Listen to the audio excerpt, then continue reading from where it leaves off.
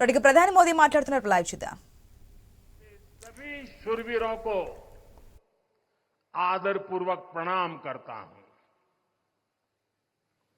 मैं इन शहीदों को नमन करता हूं जिन्होंने कारगिल में मातृभूमि की रक्षा के लिए अपना सर्वोच्च बलिदान दिया. साथियों, कारगिल में हमने केवल युद्ध नहीं जीता था,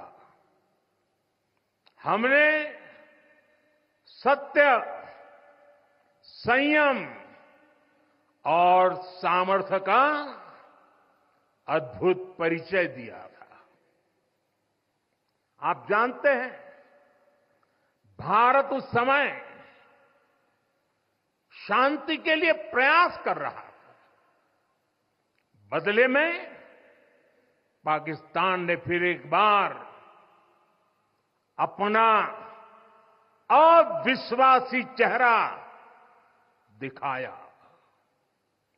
लेकिन सत्य के सामने असत्य और आतंक की हार हुई. साथियों, पाकिस्तान ने अतीत में जितने भी दुष्प्रयास किए उसे मुंह की खानी पड़ी है. लेकिन पाकिस्तान ने अपने इतिहास से कुछ नहीं सीखा है. वो आतंकवाद के सहारे, प्रॉक्सी वॉर के सहारे अपने आप को प्रासंगिक बनाए रखने का प्रयास कर रहा है. लेकिन आज जब मैं उस जगह से बोल रहा हूं जहां आतंक के आकाओं को मेरी आवाज सीधे सुनाई पड़ रही है, मैं आतंकवाद के इन सरपरस्तों को कहना चाहता हूं कि उनके नापाक मंसूबे कभी कामयाब नहीं होंगे.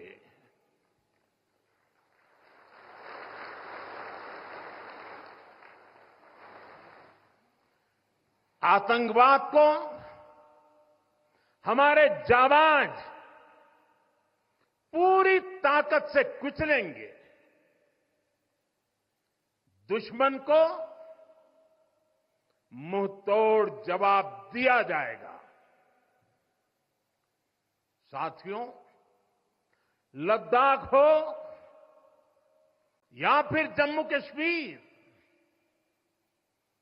विकास के सामने आ रही हर चुनौती को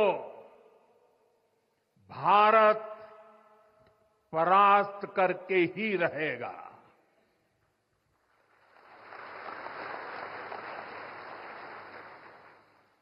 कुछ ही दिन बाद इस 5 अगस्त को आर्टिकल 370 का अंत हुए 5 वर्ष पूरे होने जा रहा है. जम्मू कश्मीर आज नए भविष्य की बात कर रहा है, बड़े सपनों की बात कर रहा है. जम्मू कश्मीर की पहचान G20 जैसी ग्लोबल समिट की अहम बैठक करने के लिए हो रही है.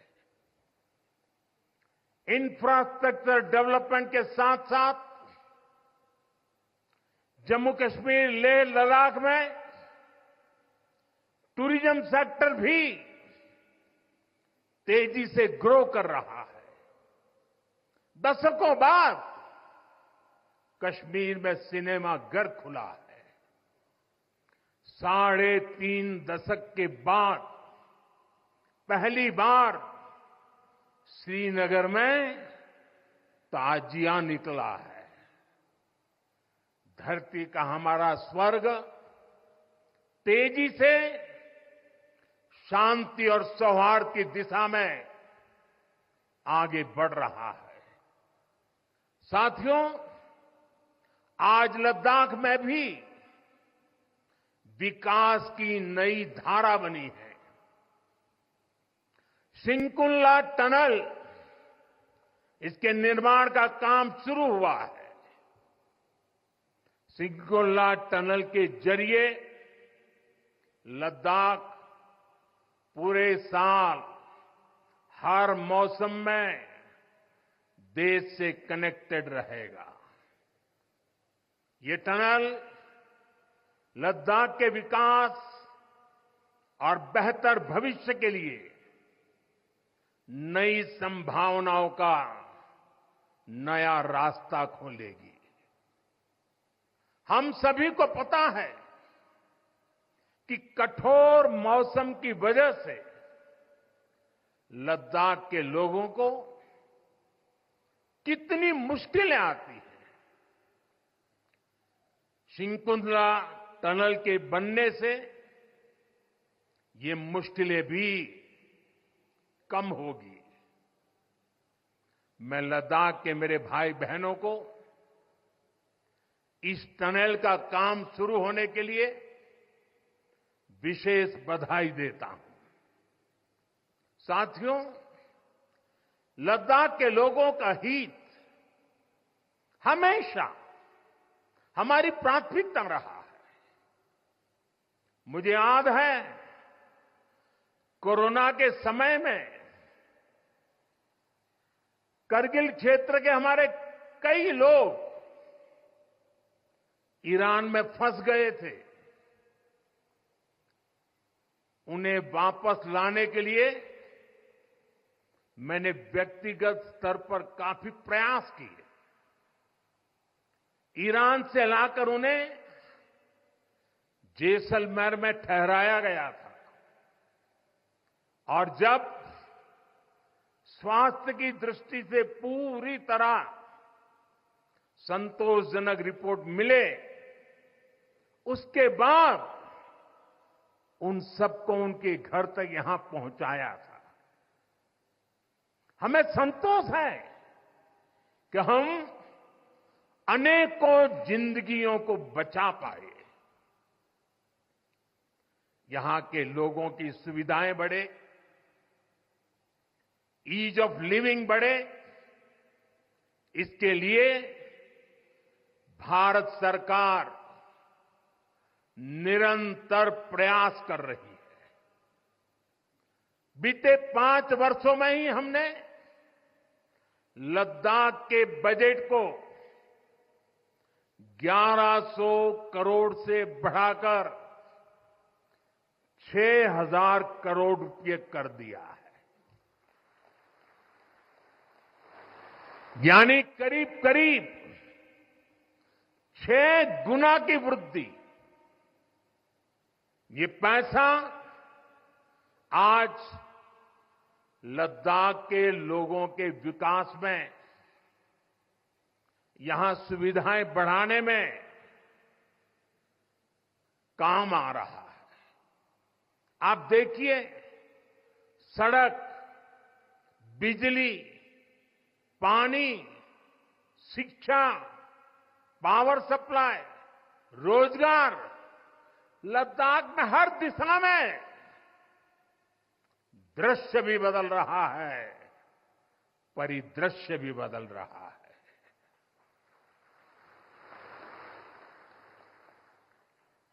पहली बार यहां होलिस्टिक प्लानिंग के साथ काम हो रहा है। जल जीवन मिशन की वजह से अब लद्दाख के 90% से ज्यादा घरों में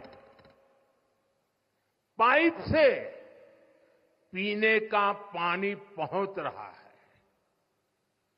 लद्दाख के युवाओं को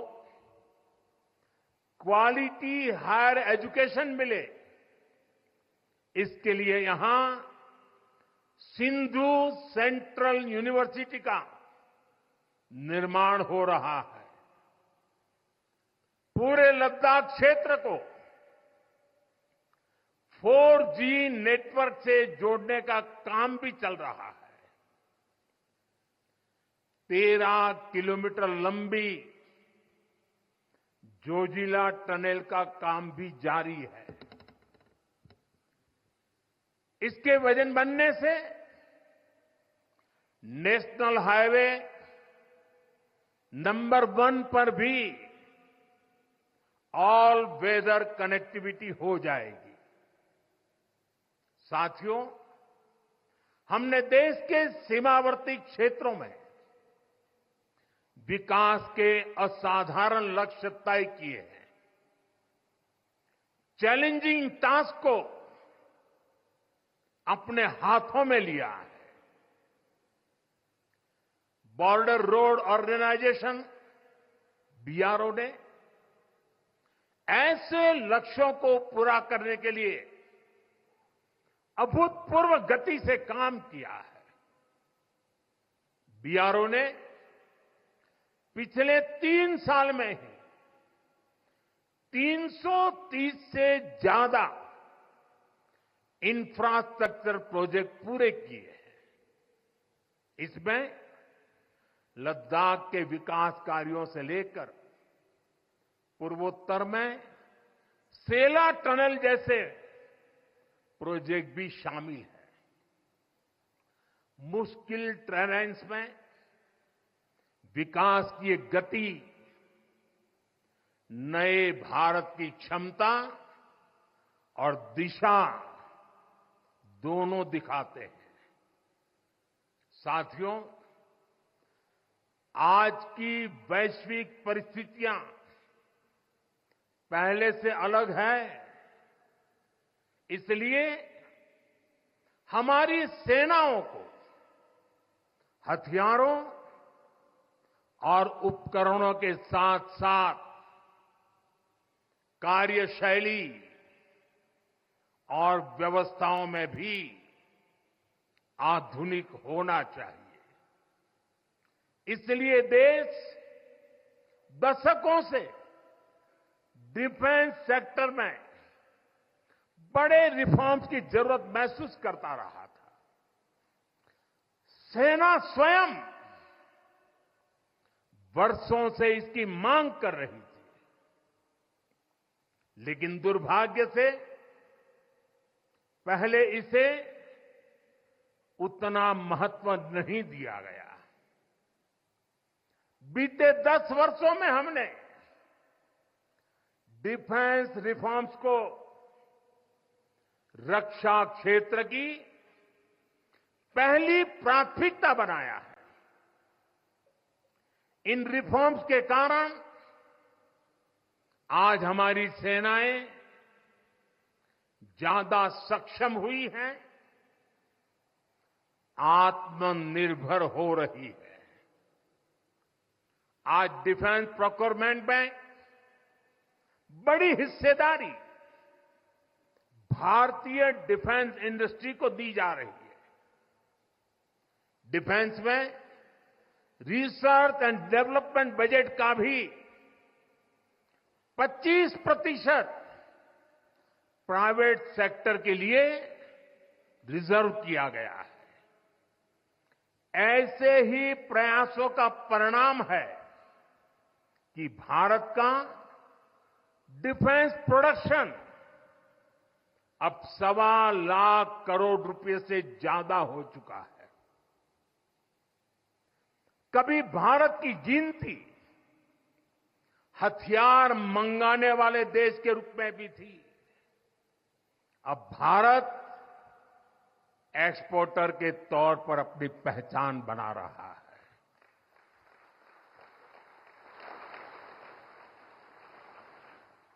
मुझे खुशी है कि हमारी सेनाओं ने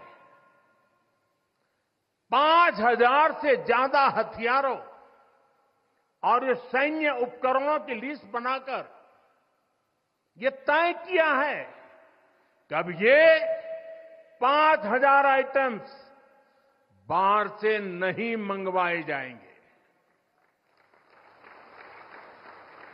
मैं इसके लिए सेना नेतृत्व को बधाई देता हूं। साथियों, डिफेंस सेक्टर में रिफॉर्म्स के लिए भी भारत की आर्म्ड फोर्सेस की सराहना करना चाहता हूं। हमारी सेनाओं ने बीते वर्षों में कई साहसिक निर्णय लिए हैं। तय ऐसी थी कि सेना मतलब नेताओं को सलाम करना, परेड करना। हमारे लिए सेना मतलब 140 करोड़ देशवासियों की आस्था। हमारे लिए सेना मतलब 140 करोड़ देशवासियों की शांति की गारंटी। हमारे लिए सेना मतलब देश की सीमाओं को सुरक्षा की गारंटी। अग्निपथ योजना के जरिए देश ने इस महत्वपूर्ण सपने को एड्रेस किया है। अग्निपथ का लक्ष्य सेनाओं को युवा बनाना है। अग्निपथ का लक्ष्य सेनाओं को युद्ध के लिए निरंतर योग्य बनाए रखना है। दुर्भाग्य से राष्ट्रीय सुरक्षा से जुड़े इतने संवेदनशील विषय को कुछ लोगों ने राजनीति का विषय बना दिया है। कुछ लोग सेना के इस रिफॉर्म पर भी अपने व्यक्तिगत स्वार्थ में झूठ की राजनीति कर रहे हैं। ये वही लोग हैं जिन्होंने सेनाओं में हजारों करोड़ के घोटाले करके हमारी सेनाओं को कमजोर किया। ये वही लोग हैं जो चाहते थे कि एयरफोर्स को कभी आधुनिक फाइटर जेट न मिल पाए। ये वही लोग हैं जिन्होंने तेजस फाइटर प्लेन को भी डिब्बे में बंद करने की तैयारी कर ली थी। साथियों, सच्चाई ये है कि अग्निपथ योजना से देश की ताकत बढ़ेगी और देश का सामर्थ्यवान युवा भी मातृभूमि की सेवा के लिए आगे आएगा। प्राइवेट सेक्टर और पैरामिलिट्री फोर्सेस में भी अग्निवीरों को प्राथमिकता देने की घोषणाएं की है। मैं तो हैरान हूं, कुछ लोगों की समझ को क्या हुआ है, उनकी सोच को क्या हो चुका है। ऐसा भ्रम फैला रहे हैं कि सरकार पेंशन के पैसे बचाने के लिए ये योजना लेकर आई है। मैं जरा ऐसे लोगों की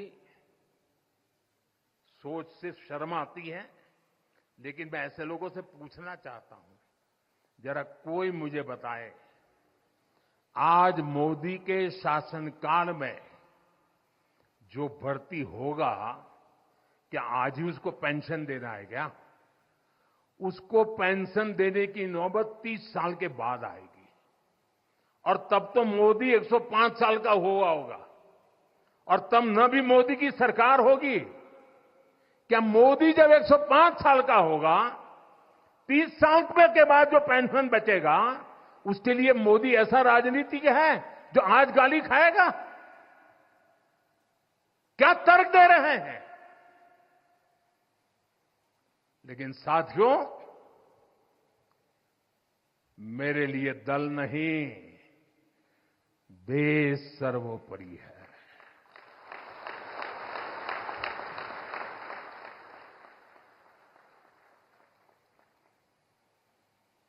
और साथियों, मैं आज गर्व से कहना चाहता हूं, सेनाओं द्वारा लिए गए इस फैसले का हमने सम्मान किया है।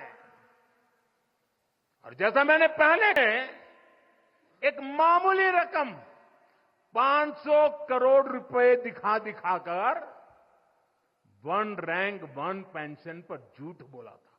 500 करोड़। ये हमारी सरकार है जिसने वन रैंक वन पेंशन लागू किया। पूर्व सैनिकों को 1.25 लाख करोड़ रुपए से ज्यादा दिए गए। अब कहां 500 करोड़, कहां 1.25 लाख करोड़। इतना झूठ और देश के जवानों की आंख में धूल झोंकने का पाप। ये वही लोग हैं जिन्होंने आजादी के 7 दशक बाद भी सेना की मांग होने के बावजूद भी, देश के वीर सैनिकों के परिवारों की मांग होने के बाद भी हमारे शहीदों के लिए वॉर मेमोरियल नहीं बनाया। टालते गए, कमिटियां बनाते गए, नक्शे दिखाते गए।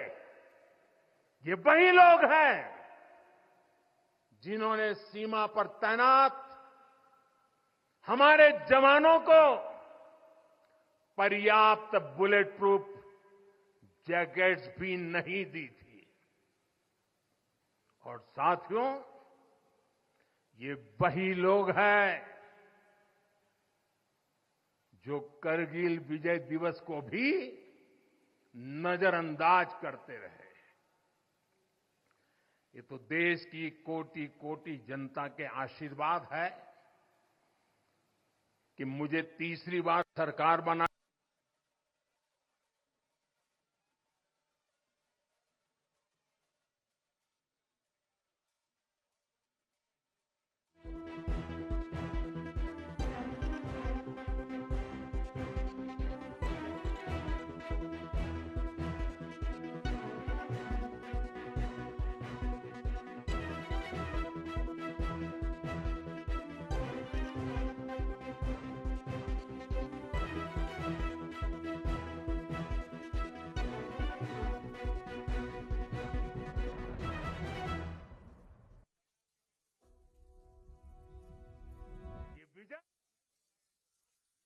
की थी, ये विजय देश की विरासत है। ये देश के गर्व और स्वाभिमान का पर्व है। मैं एक बार फिर 140 करोड़ देशवासियों की तरफ से मेरे वीर जवानों को श्रद्धापूर्वक नमन करता हूं। सभी देशवासियों को पुनः एक बार कारगिल विजय के 25 वर्ष की शुभकामनाएं देता हूं।